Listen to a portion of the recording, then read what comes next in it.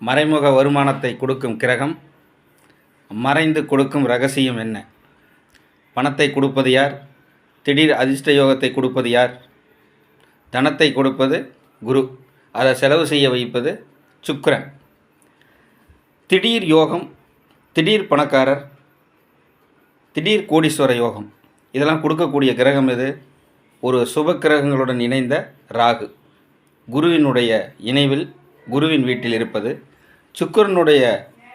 சுக்கிரனுடன் இணைந்து சுக்கிரன் வீட்டில் இருப்பது.